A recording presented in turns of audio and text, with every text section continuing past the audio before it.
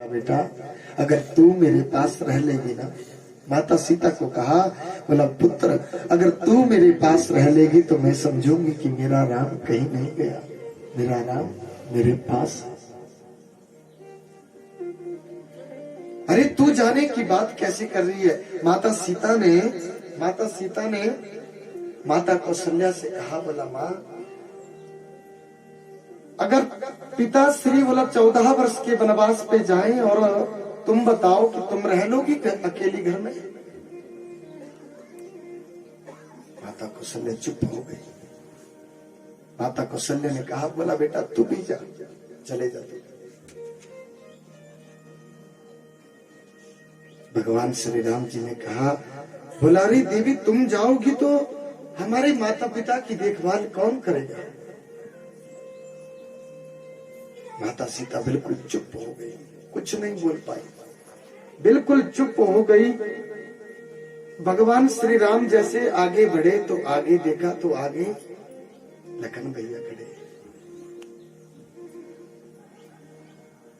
लखन भैया को कहा, बोला तू कहाँ जा रहा है। बोला मैं तो आपके साथ जा रहा हूं। अरे माता पिता की देखभाल करने वाले कौन है यहाँ पे, कौन करेगा माँ। बोला भैया मुझे तो जाना ही है, शत्रुघ्न और भरत भैया कर लेंगे ना देखभाल, मुझे आपके साथ जाना है, मुझे मत रोको। और माता सुमित्रा से आज्ञा लेकर के आए हैं। माता सुमित्रा से आज्ञा लेकर के आए हैं। और जब दोनों माता सीता और लखन भैया को चलते भगवान श्री राम जी ने देखा तो माता सीता को भी समझा रहे हैं और लखन भैया को भी समझा रहे हैं। सीते बने को नहीं जाना, मन ले मेरा कहना। सीते बने को नहीं जाना, मन ले मेरा कहना। सीते बने को नहीं जाना, मन ले मेरा कहना। राम कलिया रहना, तेरे संग जाना। राम कलिया रहना, तेरे संग जाना। वहाँ भूख लगेगी तो किया सहना। वहाँ भूख लगेगी तो किया सहना। वहाँ भूख लगेगी तो किया सहना। वहाँ भूख लगेगी तो किया सहना। जिया आप सहोगे जिया मेरी सेना। जिया आप सहोगे जिया मैं भी सेना। सीते मन को जाना, मन ले मेरा कहना। सीते मन को जाना, मन ले मेरा कहना। भैया को समझाया, बोला अरे लखन तुम तो समझ जाओ, माता पिता की देखभाल करने वाला कोई नहीं है। मैं बार बार कह रहा हूं तुम्हें, तुम यहीं पे रह जाओ। नहीं माने। बोला मैं मां से पूछ करके आया हूं। धन्य है वो मां, धन्य है वो मां जिनका पुत्र भगवान श्री राम जी का सेवक हो। माता से आज्ञा लेकर के आए थे कि मां हम जा रहे हैं, भैया के साथ जा रहे हैं। धन्य धन्य हो ना दिया मामा, जिना दे पोते राम बोल दे। धन्य धन्य हो ना दिया मामा, जिना दे पोते राम बोल दे। धन्य धन्य हो ना दिया मामा, जिना दे पोते राम बोल दे। राम बोल दे, घनश्याम बोल दे। राम बोल दे, घनश्याम बोल दे।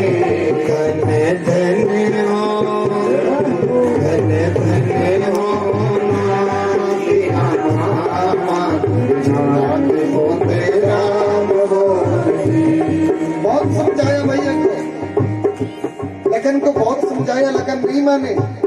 अरे मैया को पूछ के आए हैं, तो माए होंगे पूछ के। माने जाओ मेरे लक्ष्मण भराता, बन का जाना जोड़ दे।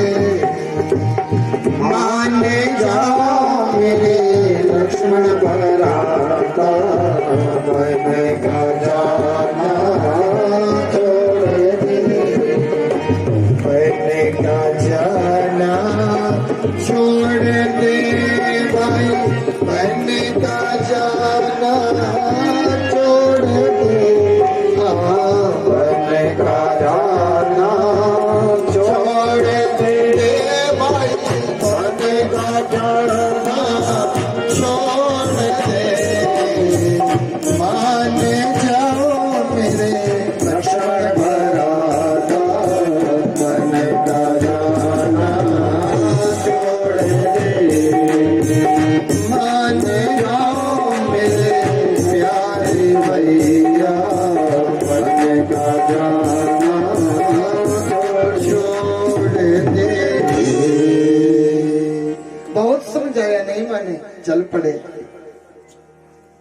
अवधपुर वासियों ने कहा, बोला जहाँ राम है वहां पे अयोध्या है, जहाँ पे राम नहीं है वहां पे अयोध्या नहीं है। भगवान जी के साथ चल पड़े सब, बच्चे बूढ़े नौजवान सब के सब अवधपुरी वासी भगवान श्री राम जी के साथ जा रहे हैं। माता के कई देखती रह गई। ब्राह्मण पत्नियां आई, ब्राह्मण पत्नियों को माता सीता ने जितना भी कहना पहना था एक एक करके सब ब्राह्मण की पत्नी पंडिताइन को दे दिया महाराज साहब कि मुझे इस गहने की जरूरत नहीं है, मेरा तो असली गहना मेरे साथ जा रहा है, मैं उनके साथ जा रही हूँ। शास्त्र कहते हैं पति अगर कमाई के लिए जाए तो पत्नी को घर में रहना चाहिए। पति अगर भगवान जी की राह पे चले तो पत्नी को उसके साथ चले जाना चाहिए। भगवान चलती अर्धरात्रि की बेला पे एक जगह पे जहाँ पे रात भगवान जी को रात पड़ी, वहीं पे सभी बच्चे बूढ़े नौजवान सब के सब वहीं पे सो गए। अर्धरात्रि की बेला पे भगवान जी ने माता सीता और लखन भैया को जगाया और रात्रि की बेला पे वहीं पे लोगों को छोड़ करके भगवान जी वहां से आगे बढ़ गए। निषाद राजगुरु के पास पहुंचे मेरे प्रभु। पहली रात्रि, दूसरी रात्रि भगवान जी आगे बढ़े, पारण कुटिया बनाई। तीसरी रात्रि में भगवान जी पहुंचे जाकर के भरद्वाज जी के पास, भरद्वाज जी के आश्रम में वहां बिताई मेरे प्रभु ने तीसरी रात्रि। वहां से आगे बढ़े मेरे भगवान भरद्वाज जी ने अपने शिष्यों को भगवान जी को रास्ता बताने के लिए भेजा कि जाओ प्रभु को चित्रकूट का रास्ता बता करके आओ। चल पड़े और गंगा को पार करना था। केवट से भेंट हुई मेरे भगवान जी की। केवट से जब भेंट हुई, नाभ में बैठी मेरे भगवान श्री राम। केवट ने उस पार उतारा, भगवान जी को उस पार उतारा। माता सीता, लखन भैया और भगवान श्री राम जी को उस पार उतारा। भगवान जी अपनी तरफ बोला कुछ भी तो नहीं है देने के लिए हमारे पास। अरे नाव वाले का भाड़ा देना है तो हमारे पास तो कुछ भी नहीं, हम तो फकीर बन करके तापस वेश विशेषी उदासी 14 वर्ष राम वनवासी, कुछ भी नहीं हमारे पास। माता सीता इस सब भाव को समझ गई। माता सीता ने अपनी मुद्रिका खोली और मुद्रिका खोलने भगवान जी के हाथों में थमा दी। केवट को देने लगे जब मेरे प्रभु। केवट भगवान जी की तरफ देखे, बोला क्या किए जा रहे हो प्रभु? अरे कौन पिता ऐसा है जो अपनी एक बेटी से बोला उसके गहने लेकर के अपना गुजर बसर करेगा? अपने पास रखो ये सब कुछ, हम नहीं लेंगे कुछ आपसे।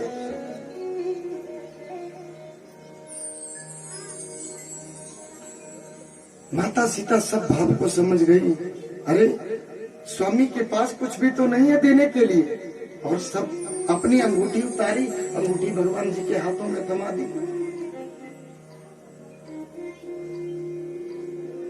केवट ने बोला, भगवान आज के बाद जब तक तुम नहीं आते तब तक मेरी नाभ में भी कोई नहीं बैठेगा। जब आप आएंगे तो मेरी नाभ और मैं आपका ही इंतजार करेंगे प्रभु। आज के बाद कोई नहीं बैठेगा मेरी नाभ में। और कौन पिता ऐसा है जो बेटी के गहने बेच करके अपना गुजर बसर करेगा। केवट ने भगवान जी के चरण धोए और वहां से भगवान जी को विदाई दी। केवट के द्वारा वहां के गांव वासी लोगों को भी भगवान जी के चरणों का भरपूर लाभ मिला। भगवान जी के चरण धोए और भगवान जी को विदाई दी, आगे चले और जाकर के चित्रकूट की भूमि में मेरे प्रभु पहुंच गए। वैराग्य की भूमि, वैराग्य की भूमि चित्रकूट है। और चित्रकूट में जाकर के मेरे प्रभु पहुंचे। पारण कुटिया का निर्माण किया, पत्ते की कुटिया बनाई। पत्ते की कुटिया में भगवान श्री राम जी वास, एक कोने में जहां जैसे बैठे थे और माता दूसरे कोने में जहां जैसे बैठे थे, वहां बैठे बैठे ही माता को और भगवान जी को निद्रा आ गई। और ये दृश्य लखन भैया ने देखा तो लखन भाई बाहर खड़े होते हैं। 14 वर्ष तक कहीं पे ये प्रमाण नहीं मिलता कि लखन कभी सोए हो। ऐसे सेवक, बहुत बड़े सेवक हैं भगवान जी को, एक मिनट के लिए अकेला नहीं छोड़ते, नहीं सोए। भगवान जी को जैसे सोते हुए देखा, आज बहुत रोए लखन भैया। अरे ये विधाता ने कैसा कैसा समय हमें बताना। जो महलों में जो राजा बनने जा रहे थे, वो 1 मिनट में कैसा जीवन व्यतीत कर दिया। बहुत रोए। मेरे भगवान श्री राम पत्ते की और कंदमूल खा करके अपना गुजर बसर करने लगे। माता सीता को आश्वासन देते हैं। इधर पांचवें दिन के बाद राजा दशरथ ने भेजा, बोला कोई तो जाकर के मेरे पुत्र को ले आओ। बोलो कि हो गया बहुत, अरे हो गया बहुत हो गया, अब तुम आ जाओ वापस। सुमंत को भेजा भगवान जी को लाने के लिए, आ जाओ, बोल दो उनको कि आ जाओ। सुमंत गए, भगवान जी नहीं लौटे। बोला हम पिता की आज्ञा का उल्लंघन नहीं कर सकते भाई, वो मर्यादित पुरुष, हम कैसे पिता की आज्ञा का उल्लंघन करें। सुमंत आए। सुमंत ने वृतांत, जब अकेले सुमंत को जब राजा दशरथ ने देखा तो आज राम राम राम कहते कहते रानी कौशल्या उनके समक्ष खड़ी। बोला प्रभु आप क्या किए जा रहे हैं, इतने अधीर तुम क्यों हुए। अरे तुम विराट नरेश हो, अयोध्यापुरी के राजा हो तुम। बोला होते होंगे रानी, लेकिन मैं राम के बिना जीवित नहीं रह पाऊंगा। मैं जीवित रहे तुम नहीं समझ सकती। अरे मुझे श्रवण के माता पिता का मेरे को साथ लगा था। जब मैं युवावस्था में था देवी, मैं शब्दभेदी तीर चलाना जानता था।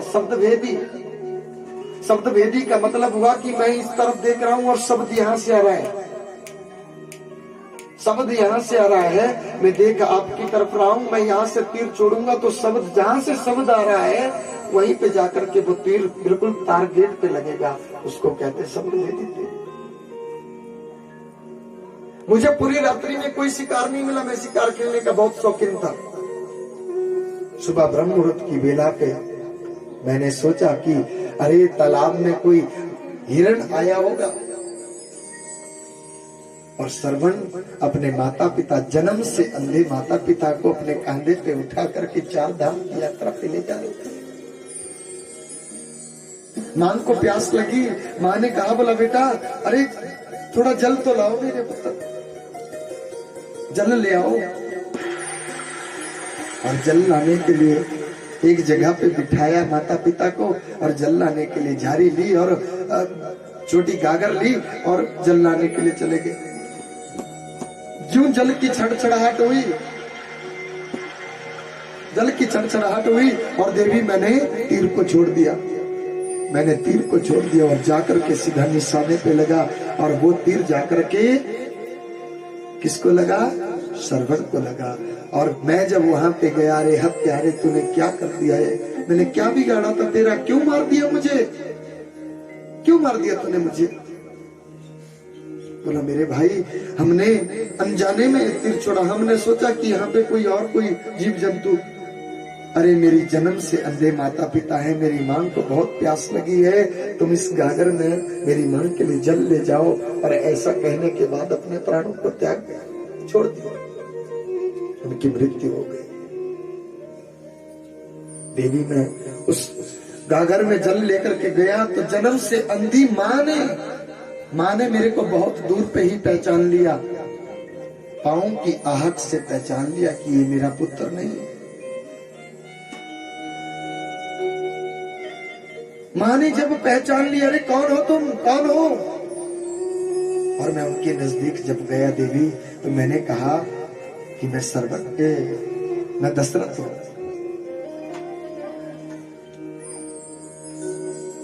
मैं युवराज दशरथ हूं माता।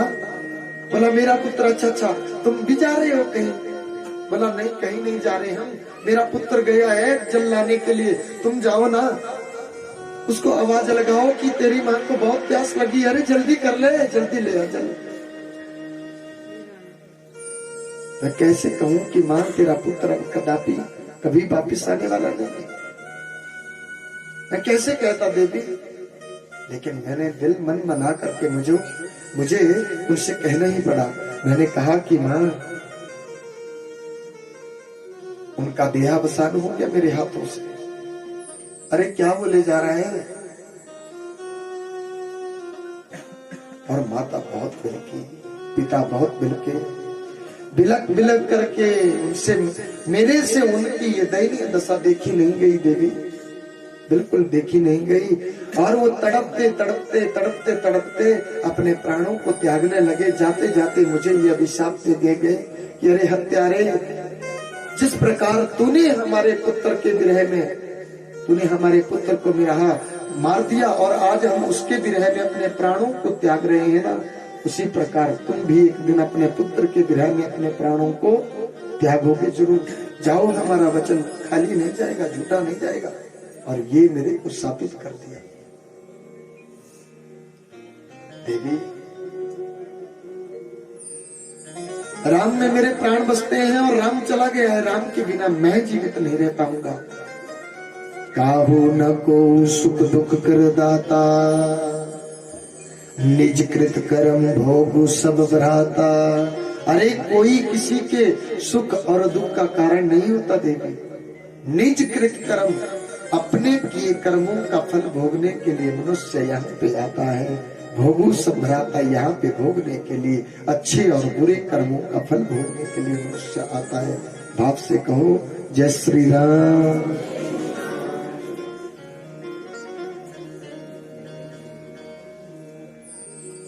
नहीं आए भगवान श्री राम नहीं आए, सुमंत आए अकेले। और सुमंत को अकेला पाते देखा तो महाराज अपने प्राणों को त्यागने लगे, उनके जोड़ टूटने लगे मानो जैसे।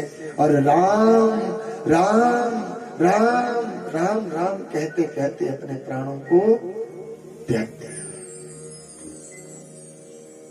गुरु वशिष्ठ आए एकदम से। शत्रुघ्न, भरत भैया और शत्रुघ्न ननिहाल में, वो घर में नहीं, वो ननिहाल में उनको भेजा बुलावा कि जल्दी से आओ। जैसे भी हो गुरु वशिष्ठ ने बुलावा भेजा, वो एकदम से आ गए महाराज, एकदम से बालक आ गए। माता कथा को बहुत खरी खोटी सुनाई भरत भैया ने। अरे उल्टे तूने ये क्या कर दिया, क्यों भेजा मेरे भैया को तुमने? मुझे नहीं बनना राजा, मेरे भैया को ही राजा बनना है, क्यों भेज दिया तूने? कैकैया जुल्म कमाया तूने, बने को भेज दिए श्री राम। रे मैया जुल्म कमाया तूने, बने को भेज दिए श्री राम। रे मैया जुल्म कमाया तूने, बने को भेज दिए श्री राम। बने को भेज दिए श्री राम, बने को भेज दिए श्री राम। बने को भेज दिए श्री राम, बने को भेज दिए श्री राम। हे मैया कैकैया जुल्म कमाया तूने, बने को भेज दिए श्री राम। आगे आगे राम चलते, पीछे लक्ष्मण माई रे। आगे आगे राम चलते हैं, पीछे लक्ष्मण माई रे। उनके पीछे सिया चलत है, राजा जनक की गाई रे। उनके पीछे सिया चलत है, राजा जनक की गाई रे। मैया जुल्म कैकैया जुल्म कमाया तूने, बने को भेज दिए श्री राम। मैया जुल्म कमाया तूने, बने को भेज दिए श्री राम। बड़े मर्यादा पुरुषोत्तम श्री रामचंद्र भगवान की। बहुत कुछ सुनाया, बहुत कुछ लिखा है रामायण में। ये तो भैया राम कथा में ही गाएंगे। बहुत सुंदर प्रसंग है, क्योंकि समय निकले जा रहा है और कन्हैया कह रहे हैं कि पंडित जी आगे बढ़ो, मुझे भी आना है अभी। बहुत ही सुंदर, बहुत ही सुंदर। दिल नहीं करता, मन नहीं करता भगवान श्री राम जी की कथा को समेटने के लिए, लेकिन ये कृष्ण कथा है। राम कथा उन्मुक्त 9 दिन का प्रसंग है। कहीं भगवान ने चाहा तो वहीं पे इसकी चर्चा करेंगे। भरत